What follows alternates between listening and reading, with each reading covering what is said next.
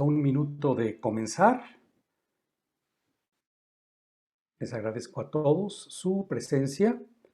Mi nombre es Francisco Zúñiga y estoy en este momento pues como parte de la representante de la Comunidad Budista de México y también como representante de dos organizaciones adicionales. Uno es el Sendo Laico Rinzai Ishin Denshin y del Instituto de Psicología Contemplativa, la cual también está transmitiendo, y yo en este momento también lo estoy transmitiendo a través de mi página personal de Facebook para todo el que lo quiera seguir.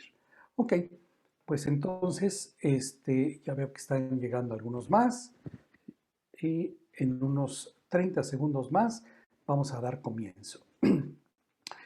Como decía, estamos tratando de hacer este tipo de reuniones mensuales, de conferencias que normalmente se hacen en un solo día en diferentes espacios que tiene la comunidad budista, en este caso de la reunión anual que se le llama convivencia o la reunión anual de la comunidad budista, que se le celebra normalmente en el mes de junio o julio, pero que ahora hemos extendido estas conferencias mensuales con la presencia de diversos maestros.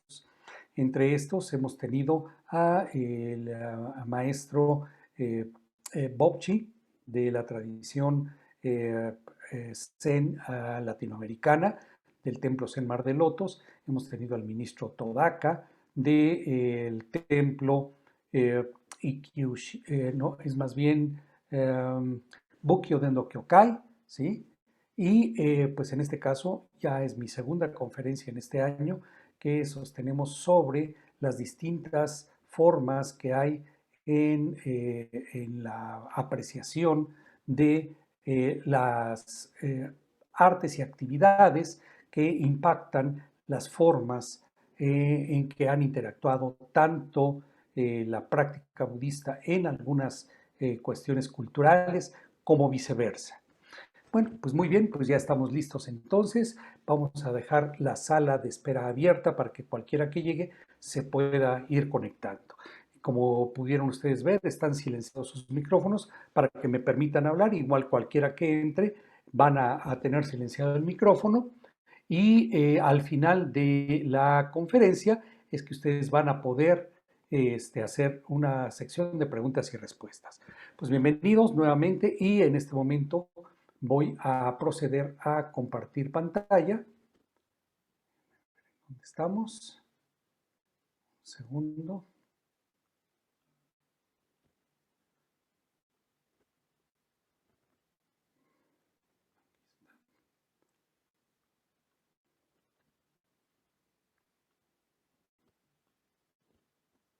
Muy bien.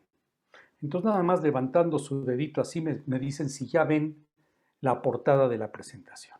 ¿Sí? Muy bien, perfecto. Entonces voy a minimizar mi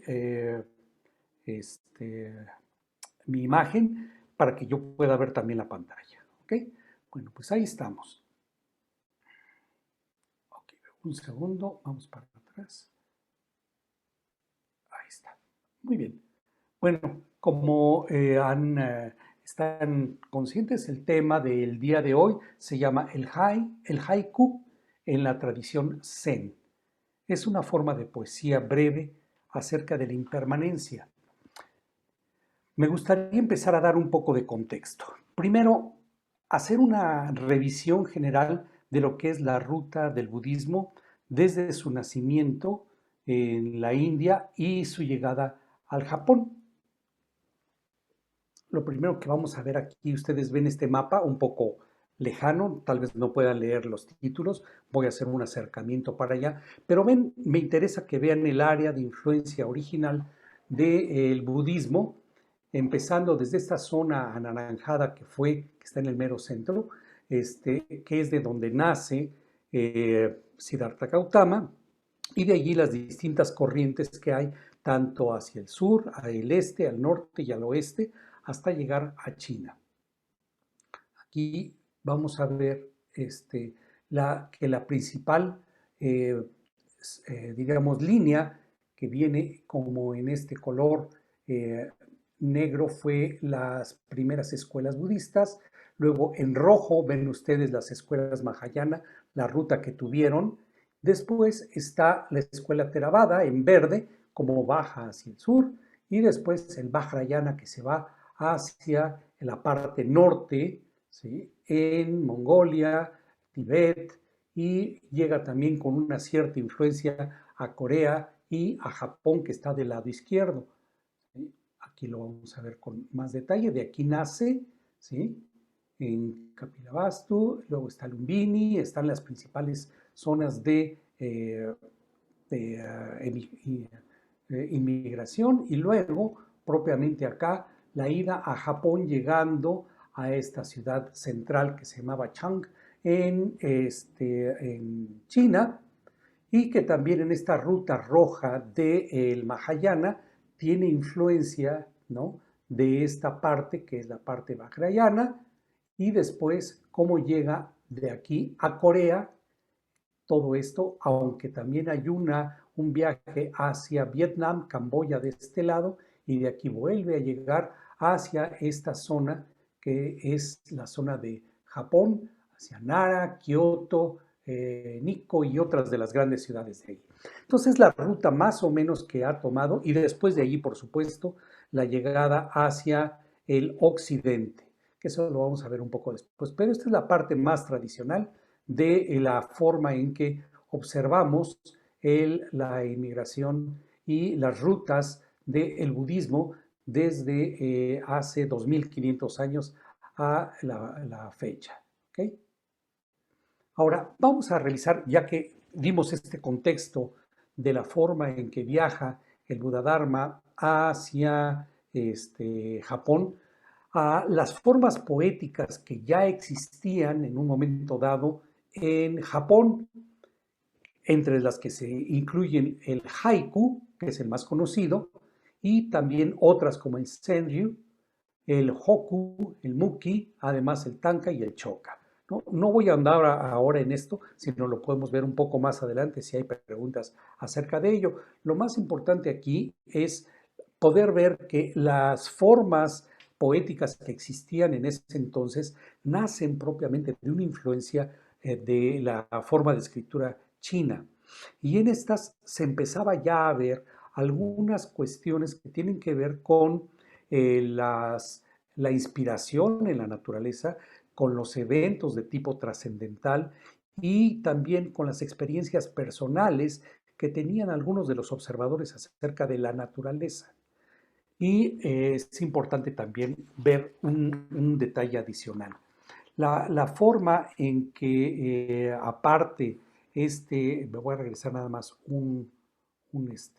una diapositiva atrás, es en que llega el budismo a Japón y cómo se establece allí.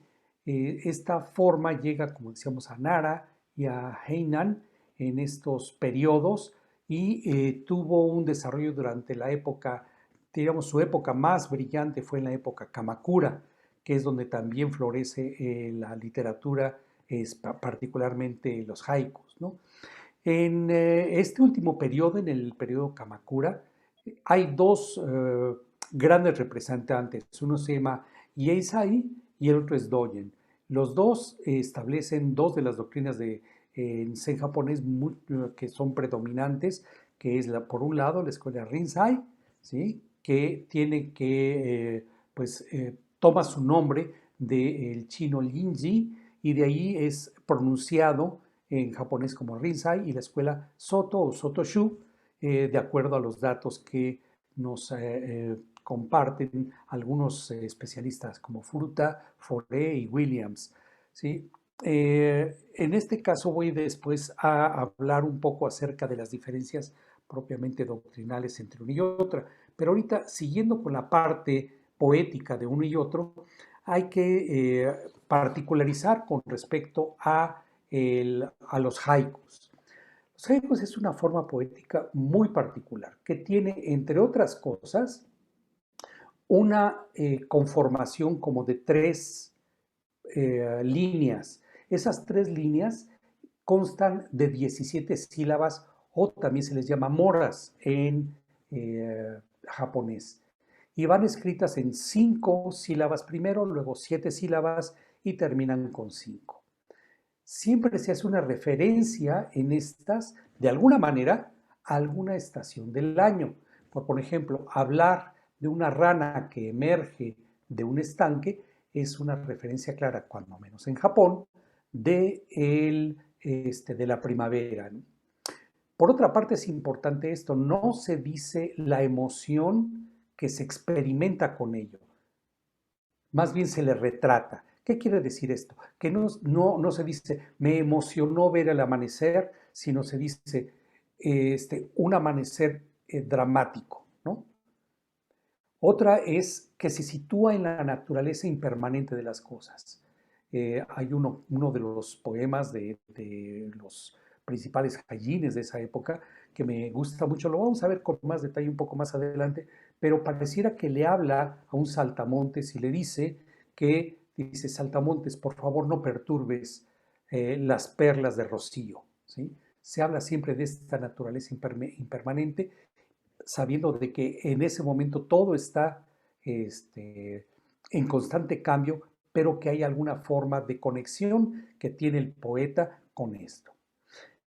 También se le llama que es una poesía de la sensación desnuda que se tiene frente a la naturaleza y que no puede oscurecerse con algo como las palabras, sino más bien iluminarlo.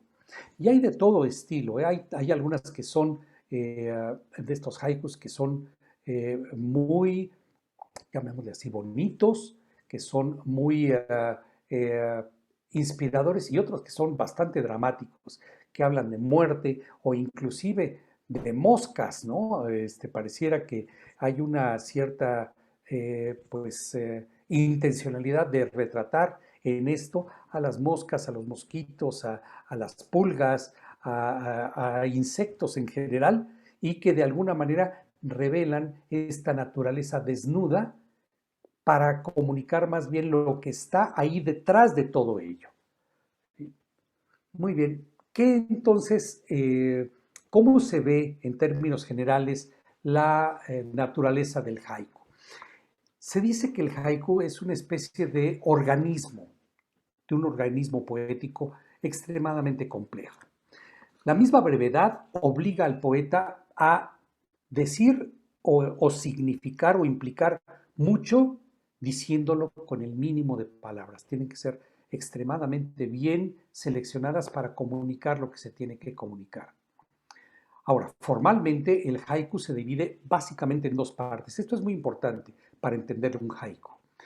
La primera parte tiene que ver con una descripción general y la ubicación temporal acerca del poema, ya sea otoño, primavera, que es un ruiseñor, que es una gota de rocío, que es un relámpago en el cielo, etc. Y la otra es al final, la segunda parte se le llama relampagueante, porque debe contener un elemento de carácter activo que describa de manera inesperada la percepción que existe entre las dos. Es decir, es un cierre dramático que generalmente está en la tercera línea. La índole misma del haiku es favorable también para un humor que se le llama seco, un humor muy, muy oriental, ¿no? Que no tiene nada de sentimental. Es como si fuera una pequeña cápsula capaz de hacer saltar la realidad, que es totalmente aparente, que es impermanente, a algo como dramáticamente mucho más concreto a nuestra vista.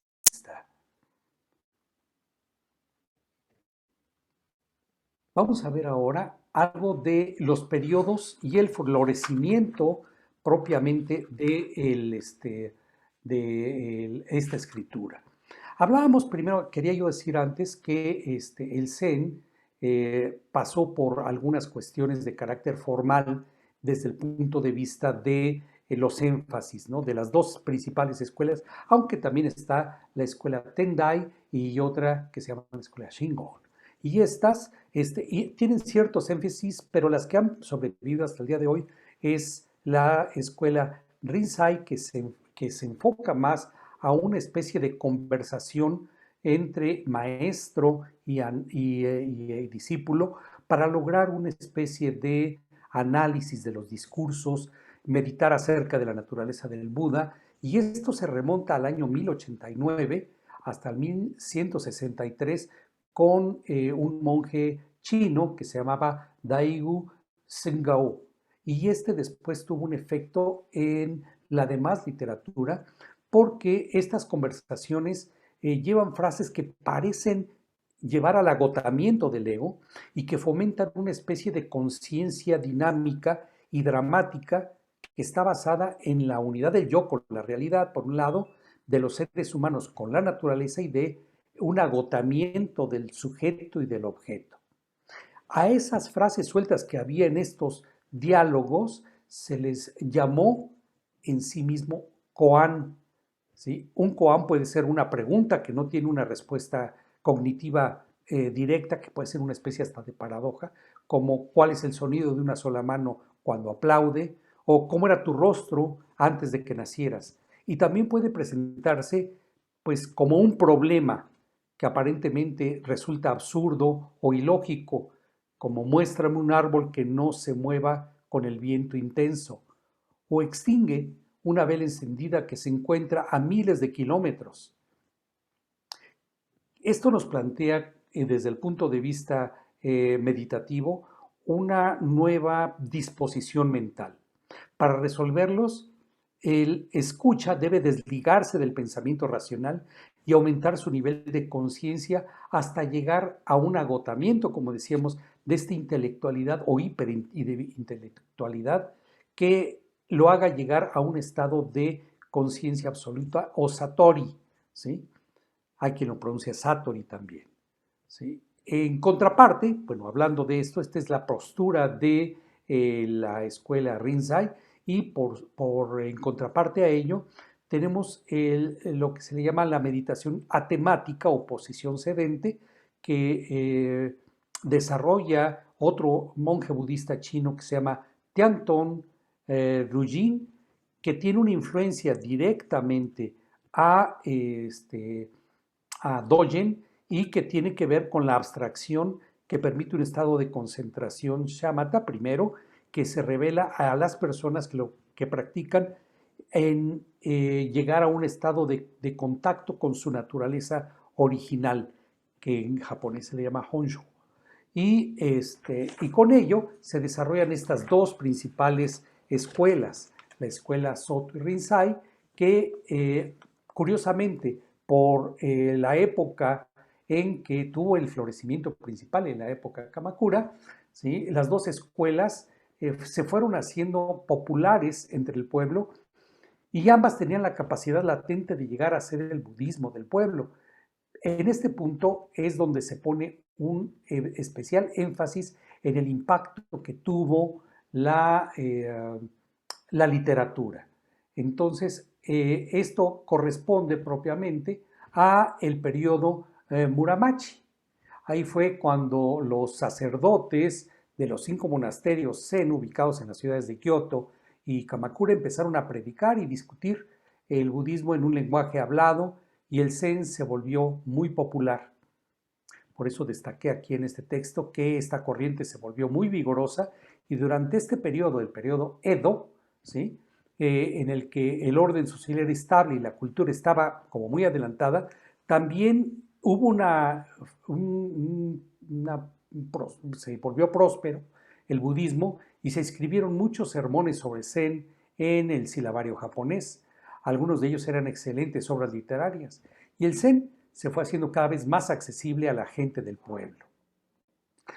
En el periodo Edo, también conocido como la época Tokugawa, los monjes budistas pertenecientes a la escuela Soto reconocieron que para poder tener éxito en la expansión de sus prácticas tenían que incorporar de alguna manera algunas de las creencias y costumbres locales en su estructura. Y de esta manera el haiku en el zen japonés empezó a tener un efecto muy específico. Hay un investigador británico-japonés, se llama Duncan Duke Williams, explica en el libro The Other Side of Zen, que la escuela Soto pasó de tener unos pocos templos a principios del siglo XVI a contar con casi 18,000 templos a principios del siglo XVIII, convirtiéndose así en la secta budista más grande de Japón en ese entonces. Y sin embargo existió una paradoja. En la época Tokugawa, muy pocos monjes budistas practicaban la meditación atemática en posición sedente. Lo hacían meditando a través de los koans y construían jardines o leían escritos de Dogen o de Eisai. Y las actividades cotidianas de los monjes en esa época eran prácticamente hacer plegarias para traer la lluvia o preparar medicina herbolaria para curar enfermedades. Se volvieron muy seculares. De hecho, la mayor parte de los templos de la escuela Soto, más que llamar a la meditación y a la búsqueda de la iluminación, ofrecían como beneficio la prevención y la curación de enfermedades de la población. El budismo meditativo en la época Tokugawa se trasladó a otros espacios, en especial al trabajo literario. Y llama mucho la atención que el monje budista Hakuin Ekaku, que vivió de 1686 al 1768, erudito en la literatura china y refundador de la escuela Rinzai, fue quien escribió más sermones en silabario japonés que cualquier otro sacerdote zen, incluyendo el hecho de que el propio zen desacredita el uso constante de palabras para comunicar la naturaleza verdadera del ser humano. Ahondando un poco en la obra de Hakuin, se preocupó por dar a conocer la filosofía del Zen al pueblo. Sus sermones fueron escritos en forma de cuentos, de fábulas, de parodias, de himnos y otros géneros en los que la esencia del budismo se explica de una forma un poquito más amena, más accesible. Esto le permitió llevar al Zen a los niños, a las mujeres, a los campesinos, lo cual implicó un proceso propiamente de una transmisión que le llamaríamos vernácula. ¿Sí? De aquí nos vamos a esta época, que era la época Tokugawa, que es la que estamos mencionando. Hakuin no hizo diferencia entre las costumbres del mundo y las doctrinas del budismo, sino que más bien como que las trató de unificar para que fueran accesibles. Después de la muerte de Hakuin, las doctrinas se volvieron gradualmente la corriente principal de la secta Rinzai. Se ve claramente que Hakuin y sus sucesores fueron todos eminentes sacerdotes, y hay que admitir que el Zen de Hakuin penetró hondamente entre la gente del pueblo y fue muy apoyado por todos ellos, porque se lo hace accesible. En esta época, Tokugawa, el haiku, se consolidó como un género literario a partir de los trabajos de Matsuo Basho, Yosabu Son, Ryokan Taigu, Kobayashi Isa, y más adelante vamos a ver algunos ejemplos de estos grandes maestros. Aquí hay un concepto que nos comunica un investigador que es un traductor y académico argentino que se llama Alberto Silva, diciendo que el haiku en su forma poética se relaciona profundamente con el concepto de intemperie, que en japonés se dice nosarashi, que es tanto un sentido físico como caminos, naturaleza, suburbios, etcétera, como en un sentido moral y social. Esta intemperie ocurre en todo lugar. Se relaciona con muchas de las situaciones en las que hay acciones de la gente, como pues que la gente miente, roba, toma, etcétera, y que se detienen a veces en lugares a hacer cosas un tanto que no son tan sagradas. Sin embargo, los poetas que escribían haikus retrataban esto mismo como parte no solamente de retratar la realidad social, sino que era de descubrir esta fraternidad en humanos, la realidad que vivía el pueblo, y a partir de ellos llevar a la gente a una reflexión profunda de la impermanencia. ¿Sí? E inclusive llevaron esto un poco más lejos, porque los monjes que se dedicaban a esto deberían ayudar a los pobres y necesitados, para quienes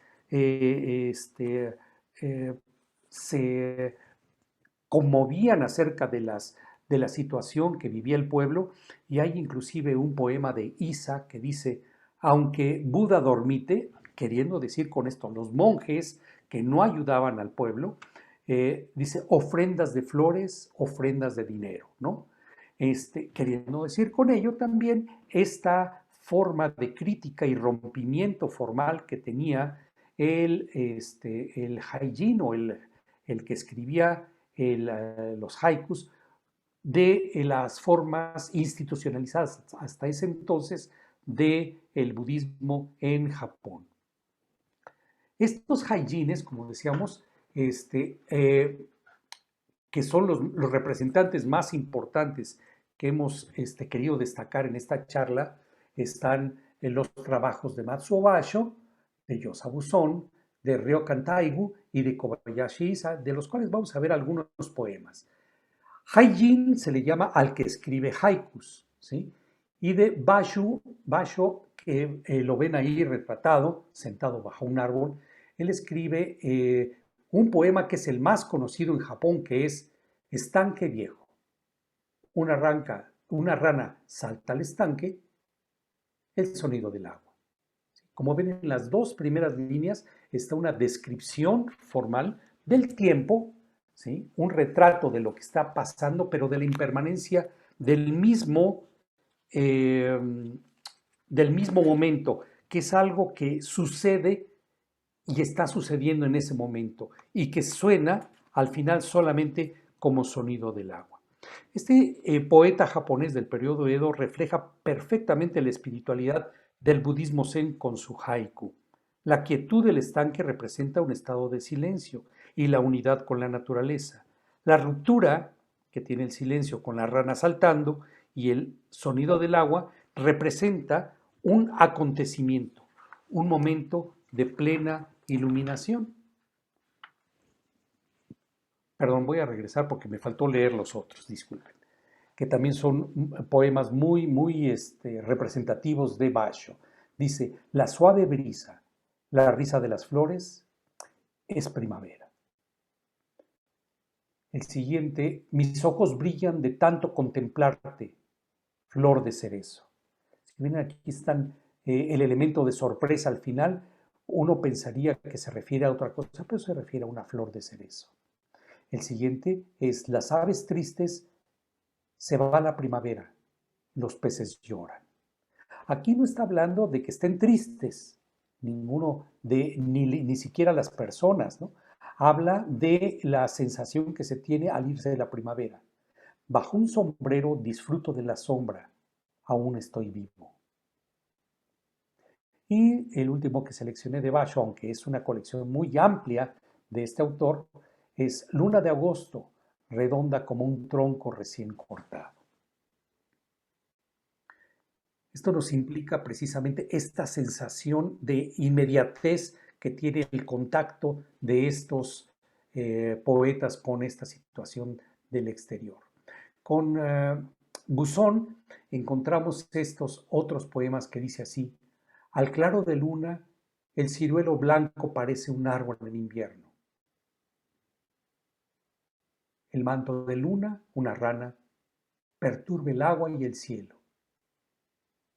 El halo de la luna no es el perfume de la flor del ciruelo que sube hasta allá. Envejecen en cada pétalo que cae las ramas del ciruelo. Murió el ciruelo y sus flores, el sauce en su soledad. Veamos ahora a Ryokan, uno de mis favoritos, pero curiosamente lo que quise poner en esto fue alguno de sus poemas que no son estrictamente de 3 líneas, pero que reflejan perfectamente su influencia del Zen y hacia el Zen. Dice el primero, vivo en un bosque profundo, las lianas verdes crecen año tras año, hasta aquí las preocupaciones de los hombres no llegan. De vez en cuando escucho el canto de un leñador, bajo el sol remiendo mi queza, leo poemas bajo la luna. A los seres de este mundo me gustaría decirles que para vivir una vida humana no hace falta gran cosa. El siguiente, una noche calma, Debajo de la ventana vacía, me siento en zazen envuelto en mi quesa, ombligo y nariz en la misma línea, orejas y hombros en el mismo plano. La ventana se pone blanca, la luna empieza a salir. Cesó la lluvia, pero sigue cayendo gotas de agua. Hay que sentir lo que significa este momento. Es vacío y silencio. Solo el que hace zazen lo sabe. La noche fría en la pieza vacía. El incienso se consume. Las horas pasan. Afuera, 1000 cañas de bambú. Sobre la cama, algunos de los libros desordenados. Aparece la luna en la ventana blanca. Los insectos graznan. Las 4 vecinas están silenciosas. Y Kobayashi Isa. Él sí tiene como esta estructura de estas 3 líneas muy respetado. Y él dice así: mientras dormía profundamente, muy fatigado, la primavera tocaba a su fin. También hoy, viendo en la niebla una pequeña casa. Saltamontes, no hagas pedazos las perlas del brillante rocío. Un ser humano, una mosca, en una espaciosa habitación. Al llegar a la puerta, la campana del templo Mi se queda helada. Entonces, como vemos, estos grandes hanjines representan estos momentos de realidad casi como una fotografía, que nos deslumbra en su sorpresa al final, pero que a su vez nos retrotraen a una postura contemplativa de la naturaleza.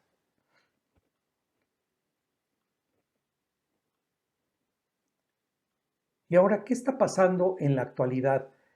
¿Qué está pasando hoy en Japón y en algunos lugares? Voy a permitirme pasarles un pequeño video, no sé si por allí se estará viendo, está a punto de abrir. Un segundo.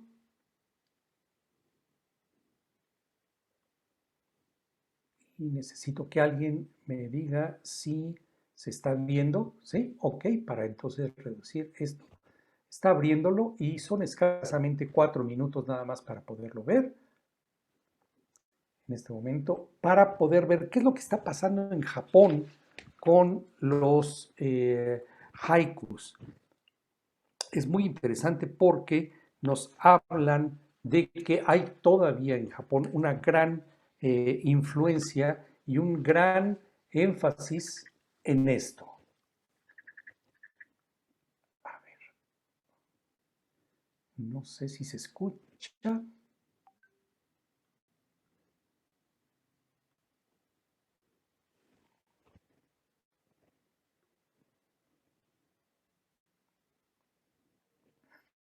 Un segundo.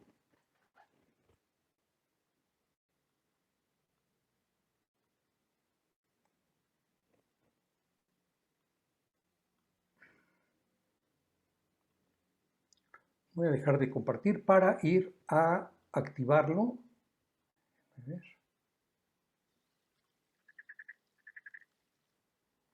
Y parece ser que para que lo escuchen necesito darle una configuración especial. Un segundito. En cualquier lugar de Japón se ven grupos de personas escribiendo muy serios en sus cuadernos. Componen haiku. Poesía corta. Uno muy famoso evoca el sonido de una rana zambulléndose en el estanque de un templo. Suena así. Furui keya kawazu tobikomo. Misu no oto. Hay 17 sílabas en 3 líneas de 5, 7 y 5. Matsuo Basho lo escribió hace 300 años y el formato se convertiría en el estándar para todos los haiku. Es un estilo de escritura que siguen de forma meticulosa en Japón los más de 5 millones de entusiastas de haiku. Escribir haiku agudiza los poderes. A ver,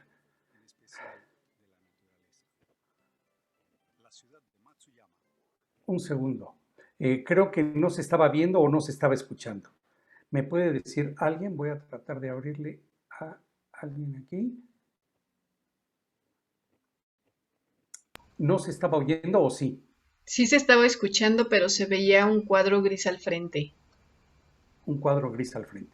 Ok, voy a Sí. tratar de volverlo a poner para que todo el mundo lo pueda ver bien. ¿Sí? Ok.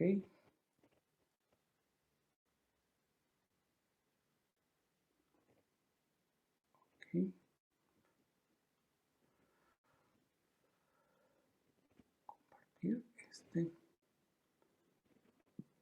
Voy. ¿Ya se ve bien? En cualquier lugar de Japón se ven grupos de personas escribiendo muy serios en sus cuadernos. Componen haiku, un estilo japonés de poesía corta. Uno muy famoso evoca el sonido de una rana zambulléndose en el estanque de un templo. Suena así. Furui ke ya kawazu tobikomo. Mizu no oto. Hay 17 sílabas en 3 líneas de 5, 7 y 5. Matsuo Basho lo escribió hace 300 años y el formato se convertiría en el estándar para todos los haiku. Es un estilo de escritura que siguen de forma meticulosa en Japón los más de 5 millones de entusiastas de haiku. Escribir haiku agudiza los poderes de observación, en especial de la naturaleza. La ciudad de Matsuyama, en la prefectura de Ehime. Este fue el lugar de nacimiento hace unos 100 años del poeta Masaoka Shiki. Shiki definió el haiku moderno y lo popularizó.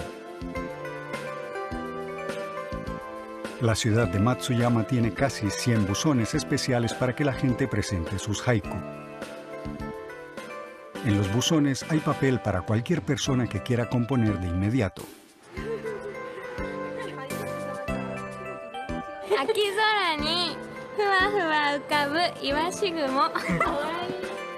Cada año se reciben más de 10.000 haiku en estos recipientes. Los que salen seleccionados se cuelgan alrededor de la ciudad.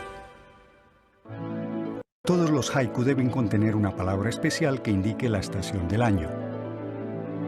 En el poema de Basho, Furui ke ya kawazu tobikomo mizu no oto, viejo estanque, salta la rana, chapuzón, la palabra kawazu quiere decir rana, indicando que estamos en primavera. Para escribir un buen haiku es necesaria una seria apreciación de la naturaleza y de las cambiantes estaciones. Esta corta pero intensa forma poética ha capturado mentes en el mundo entero y actualmente hay gente escribiendo haiku en 30 idiomas distintos. El haiku internacional solo mantiene 3 líneas cortas, pues la diferencia idiomática hace inviables las 17 sílabas. One street owes itself to another street. One tree owes another. Y como las estaciones del año cambian en todo el mundo, los extranjeros que escriben haiku no siempre usan palabras especiales de cada estación.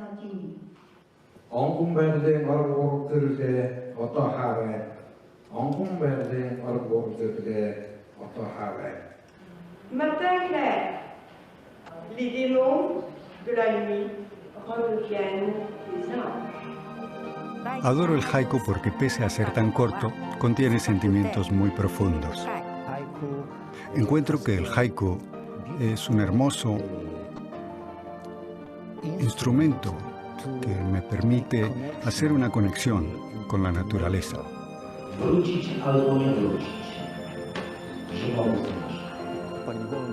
En Japón nos gusta pensar que las cosas pequeñas pueden ser una cristalización del espíritu y la energía. Sentimos que aún las cosas pequeñas pueden influir de gran manera en las cosas mucho más grandes. Lo grande está contenido en lo pequeño. Nos gusta ese tipo de pensamiento. El haiku puede ser el poema más corto que existe, pero tiene un largo alcance al unir amantes de la poesía en todo el mundo.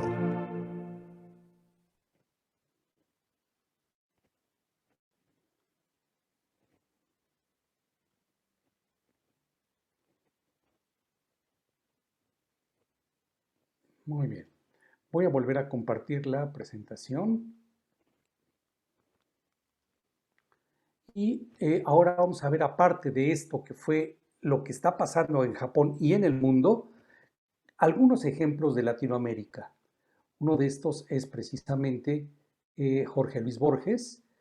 Perdón, se lo saltó. Aquí está.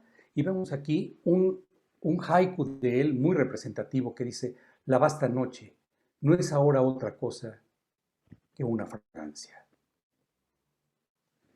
Siguiente, un representante de Chile, Luis Beltrán Echeverría, nos dice lo siguiente: llora familia, la casa está vacía, murió mi madre. Y aquí hago algunas aportaciones personales, como este que ven ustedes el lado izquierdo, que dice en una inspiración totalmente zen: sin principio ni final, la mente a cada instante nace y muere. ¿Qué más? Otro, el que está en la parte superior, dice: no era su voz ni su mirada, tan solo una nube rasgada.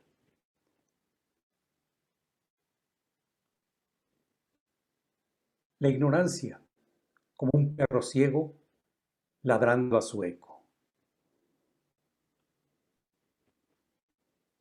Cerezo en flor que perfuma a su paso con el roce de la seda.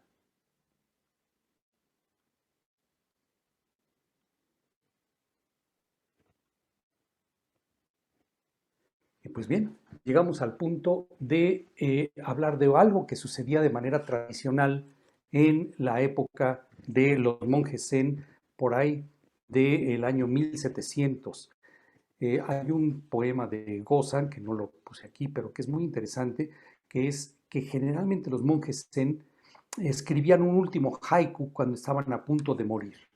Aquí vemos este que dice: la nieve del ayer cayó como las flores de cerezo, es agua una vez más. Aquí lo que vemos es una especie de alegoría de él como nieve convirtiéndose en agua, retornando a la impermanencia. Otro haiku de Hakuen, que refleja las flores de cerezo como tanto en la primavera como en su vida, dice lo siguiente: ¿qué es sino un sueño? La floración también dura solo 7 siglos.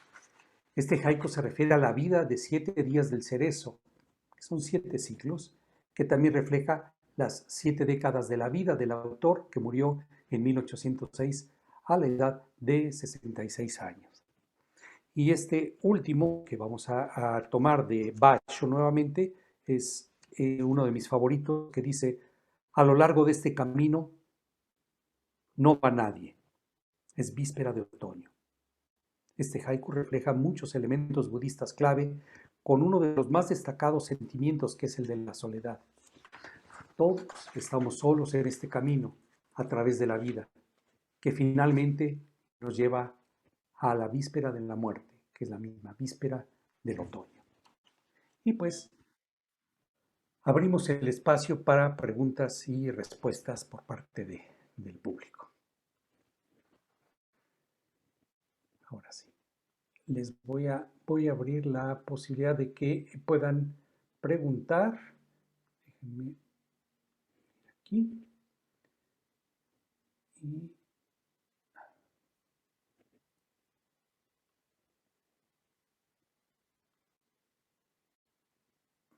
ya está abierta la posibilidad de que cada quien pueda reactivar su micrófono por ustedes mismos. ¿Ok? Sí, gracias. Entonces, ¿La palabra haiku tiene algún significado? haiku es poema breve, nada más. ¿Sí? Es poema breve. De hecho, se dice que el haiku como tal pues es una contracción de una palabra china que básicamente significaba sorpresa, ¿sí? Esta palabra sorpresa inclusive era usada antes en el chino y pues era básicamente reflejada por una emoción que se llama aguaré. El aguaré es esta especie de sorpresa ante lo que ante nuestros ojos se hace evidente y permanente, ¿no? En nuestra memoria. ¿Ok? ¿Alguien más? Pueden abrir su micrófono, alguien. No sé si con eso queda contestado. Sí, muchas gracias. Gracias. Sí. A ver, Oscar. Adelante. Sí. ¿Alguien más por aquí? Simplemente abran su micrófono y pregunten, ¿eh?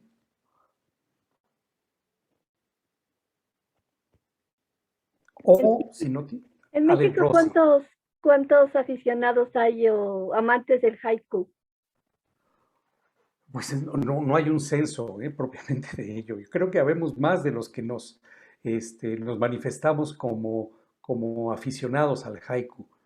De hecho, en la Asociación México-Japonesa se dan cursos y talleres sobre escritura y particularmente de haiku, así como de otras especialidades como es el arreglo de flores, como puede ser también el tiro con arco y otras especialidades de la cultura japonesa. Ahora la Asociación México-Japonesa pues, tiene a muchos asistentes por ahí.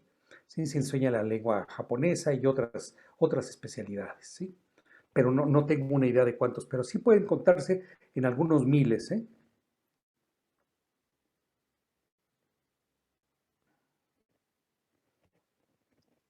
¿Algún comentario más de alguno?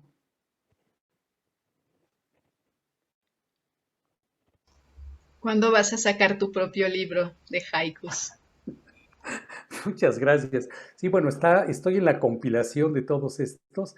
Ya pronto les voy a dar una noticia acerca de un libro que yo he estado pues reuniendo en un libro, he estado tratando de reunir los principales haikus y poemas que yo he escrito a lo largo de pues tal vez como unos 8 o 10 años. Entonces ya les avisaré. Gracias. Ujú. Berenice, ¿ibas a decir algo, Bere? Sí, bueno, ¿cuáles serían, bueno, ahora con el mundo moderno, tan rápido que no da tiempo de nada, sin embargo, el haiku es como algo muy, a pesar de ser muy breve, es muy profundo, ¿no? Entonces, eh, tú nos, bueno, ¿cuál sería tu sugerencia para los nuevos lectores y escritores de haikus, ¿no? Me sorprendió mucho en Japón que hubiera estas imágenes de aficionados al haiku y creo que sería muy enriquecedor en comunidades budistas, incluso también como un ejercicio de escritura personal, escribir, ¿no? Escribir, no solo leerlo, sino introducirnos a la escritura del haiku. Bueno, tú que eres ahorita nos lo has comentado, un gran estudioso del haiku, te lo agradecemos mucho, una gran exposición y también, pues, sí, ¿qué le queda a este mundo moderno, posmoderno, inmerso en tanta tecnología, regresar a esto, a esta literatura zen, ¿no? Tan ancestral? Gracias. Gracias, Bere. Pues mira, yo lo que les sugiero es que simplemente se lancen, que escriban. En alguna ocasión escuché a alguien decir, oye, ¿cómo dar las gracias por algo que te dice una persona y que te alaba? Y el que estaba hablando nada más dijo, pues gracias. ¿Ya? Así de simple es el acceso que tenemos a el impacto que tiene la naturaleza en nosotros. Al principio va a costar trabajo, como todo, ¿no? Es una disciplina, pero conforme se va practicando, se va disfrutando cada vez más. Y en esto, pues tenemos algunos ejemplos, tanto en Latinoamérica, particularmente también en México, de gente que sin tener una formación literaria muy específica, empezó primero por leer, ¿sí? Se metió, digo, afortunadamente ahora en Internet tú pones haiku, te sale mucha información, pones cualquiera de los poetas que yo he descrito en esta, como Kobayashi Isa, Ryokan, Buzón o alguno de los otros, y te va a salir una cantidad de temas que vale la pena primero leerlos, pero así como si fueran pequeñas cápsulas, de a uno por uno, ¿no? Y entonces reflexionarlos y ver el impacto que este tiene en nuestra conciencia. Y después de ello, pues abrirse a la naturaleza contemplativa de lo que tenemos a nuestro alrededor, ¿sí? A veces estamos haciendo jardinería en casa y vemos en una maceta subiendo por uno de las ramitas una hormiga. ¿Qué nos dice eso? ¿Sí? ¿Cómo nos conectamos con eso? Y es tratar de escribirlo y empezar a tratar de hacerlo en la menor cantidad de palabras posibles. Primero 2 líneas descriptivas y una de silencio, de impacto al final, que te deje así como con impacto. Eso sería tratar de hacerlo de a una por una. En ese sentido, Jime y Vinarriaga, que veo que nos está acompañando, hizo alguna vez algún ensayo de esto, un pequeño ejemplo, y pues que nos platique, no sé si se acuerda de su haiku, pero sí de la experiencia. A ver, platícanos, Jime.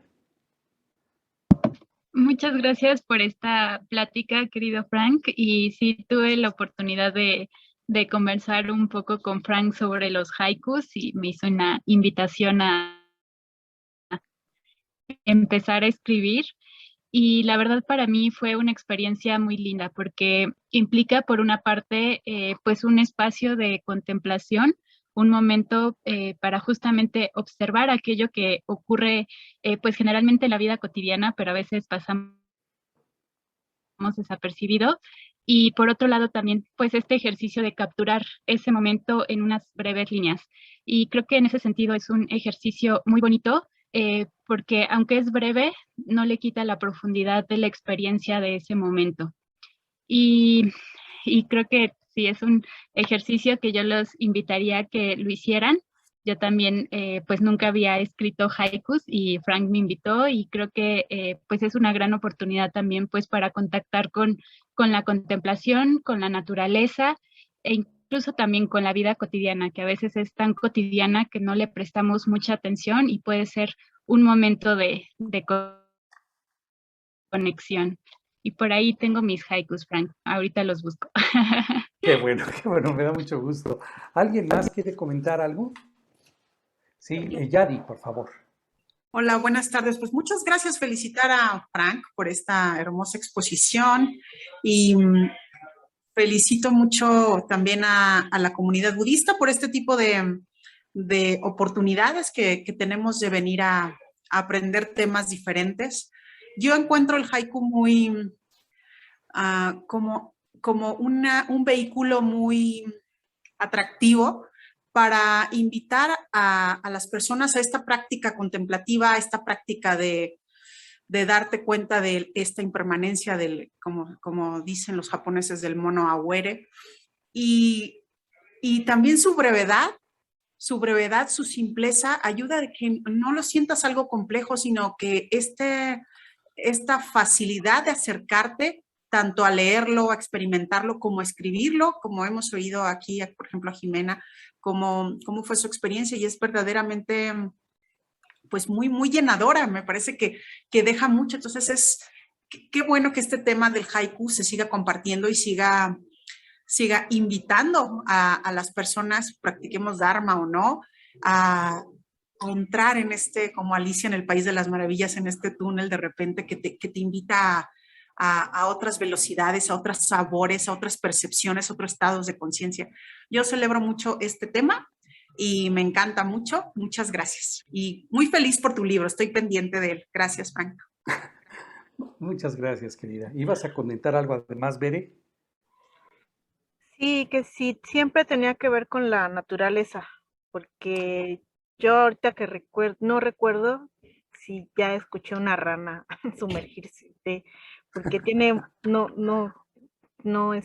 no recuerdo haber ido a si fui a un lago quizá había una trucha, pero una rana o este tipo de cuestiones de la naturaleza o incluso un pequeño jardín a veces no tenemos en la ciudad, pero ahorita que lo comentaste, pues hizo hoy mucho viento y se pudieron ver un poco más las montañas en Ciudad de México. Ujú. Entonces, por eso te pregunto si tiene que ser siempre de la naturaleza.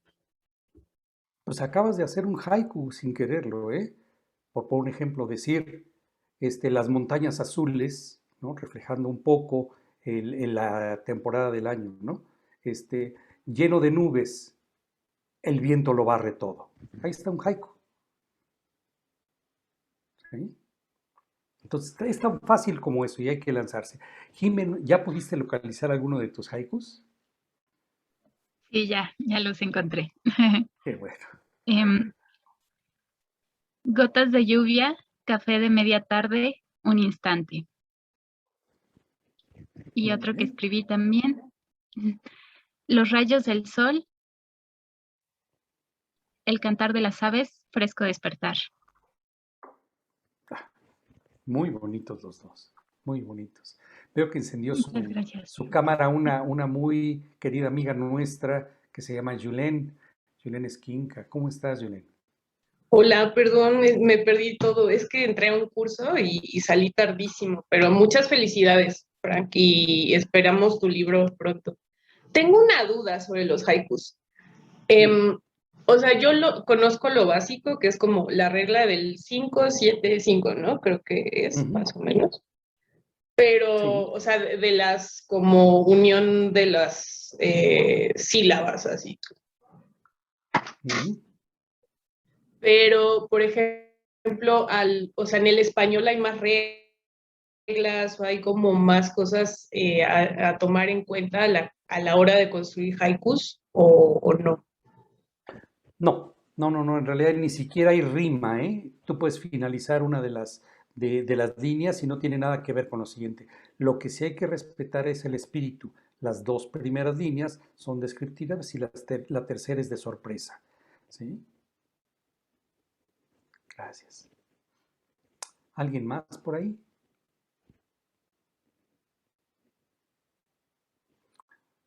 Muy bien, pues son las 6 de la tarde, no quisiera yo distraerles con más pues comentarios de mi parte. Me gustaría cerrar con un poema de Issa, de Kobayashi Issa, que era un poeta y sacerdote japonés, también de estos 4 grandes maestros, que en este haiku él refleja la lucha personal con el dolor que tenía, pues escribió este haiku después de la pérdida de su primogénito, poco después de su nacimiento, así como la muerte de su hijo e hija de menos de 2 años y medio que tuvo después de ello. Y fíjense cómo lo describe, no literalmente, lo describe de manera alegórica, dice, un mundo de rocío, y dentro de cada gota de rocío, un mundo de lucha. ¿Okay? Pues así como todo, y el tema de esta conferencia es poesía breve de impermanencia, pues esta conferencia también ha sido impermanente y llega a su fin. Muchas gracias, María, por haber estado en esta conferencia. Espero que les haya gustado. Traté de hacerla en un tono muy amigable, muy amable, para que fuera accesible a todos, con la invitación de que se lancen a escribir ustedes mismos y disfruten haciendo haikus. Y por otro lado también que estén en la próxima conferencia del mes que viene de la Comunidad Budista de México. Si quieren hacer algún comentario antes de irnos, con mucho gusto. Muchas gracias. Hay que hacer un grupo de haiku. Sí, buena idea.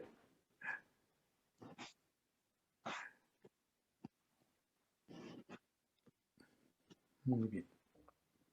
Muchas gracias. Muchas gracias. Hasta pronto, gracias. Hasta pronto. Muchas gracias. Gracias, hasta luego. Gracias.